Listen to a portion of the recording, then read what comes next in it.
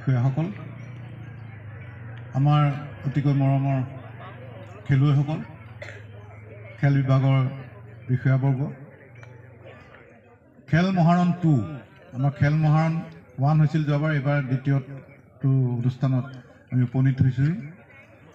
আমাৰ মাননীয় মুখ্যমন্ত্ৰী এইটো এটা খুব সুন্দৰ এটা পদক্ষেপ ল'লে যে খেল মহাৰণটো। এইটো এইকাৰণে লোৱা হ'ল যাতে আমাৰ গাঁৱে ভূঞে ভিতৰুৱা গাঁৱে ভূঞে যিমান প্ৰতিভা থকা খেলুৱৈ আছে সকলোকে উলিয়াই আনে। আজি এতিয়া ইমান কাবাডী খেলা ছোৱালী আছে, এথলেটিক্সৰ বহুত আছে, ফুটবল খেলুৱৈ চবতে আছে, কিন্তু আমি আগতে জনা নাছিলোঁ ক'ত কোনে খেলি আছে, কি খেলি আছে।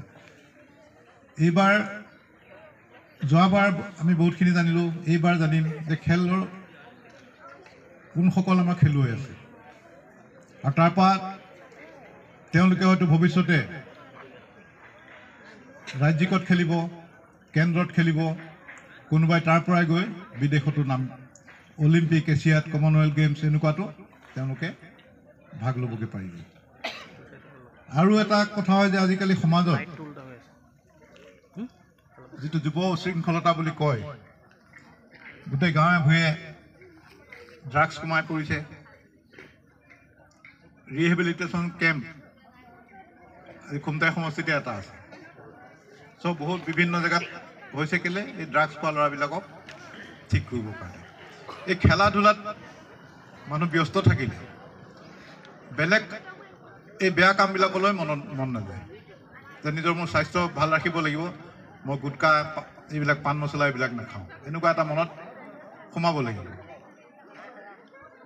তেতিয়াহে এটা সুস্থ আমাৰ জেনেৰেশ্যনৰ সৃষ্টি হ'ব। খেল লাগিবই, খেলৰ যোগেদি আমি নিজৰ শাৰীৰিক সুস্থতা আমি বজাই ৰাখিব পাৰোঁ। আমাৰ যিখিনি ল'ৰা ছোৱালী ওলাই আহিছে সকলোলৈকে মই শুভেচ্ছা জ্ঞাপন কৰিছোঁ। আচ্ছা, এইবাৰ পাৰিবা নাই ডিষ্ট্ৰিক্টৰ ভিতৰত? পাৰিবা নাই? ঠিক আছে, প্ৰত্যেক চেম্পিয়নক মোৰ নিজৰ ফালৰ পৰা 1000 টকাকৈ দিম।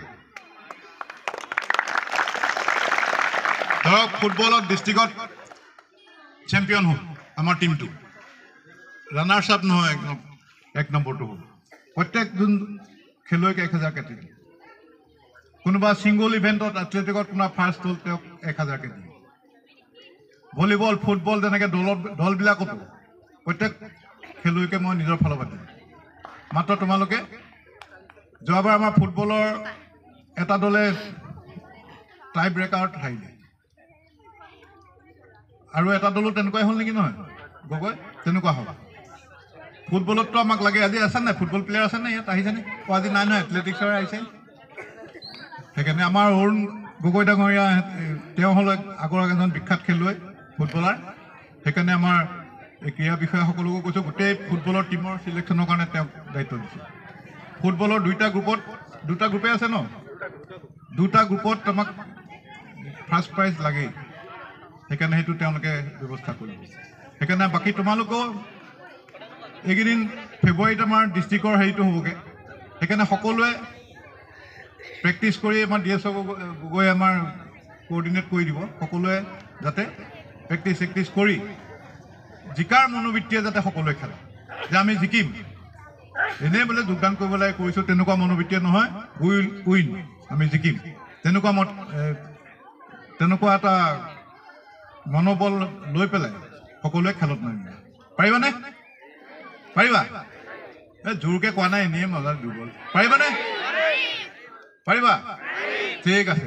নমস্কাৰ, মই উৎপল দাস আৰু আপোনালোকে চাই আছে এনি ভাৰত। আৰু আপোনালোকক জনাবলৈ পাই মই বহুত সুখী হৈছোঁ যে আমাৰ সকলোৰে মৰমৰ শ্ৰদ্ধা জুবিন গাৰ্গৰ গীতসমূহৰ ভিত্তিত এটা খুব সুন্দৰ ৰিয়েলিটি শ্ব' এনি ভাৰতে আয়োজন কৰিছে, জুবিনৰ গানে কি আনে।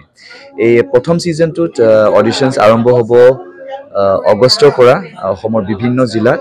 গতিকে মই সমূহ কলা কুশলী, বিশেষকৈ যিসকল প্ৰতিভাশীল গায়ক গায়িকা আছে আমাৰ সমাজত, তেওঁলোকলৈ মই এটা আহ্বান জনাইছোঁ, তেওঁলোকে প্ৰস্তুত হওক এই ৰিয়েলিটি শ্ব'ৰ বাবে। আৰু তাৰিখটো হৈছে 15 আগষ্ট 2024 চন, এনি ভাৰতৰ অডিশ্যন জুবিনৰ গানে কি আনে।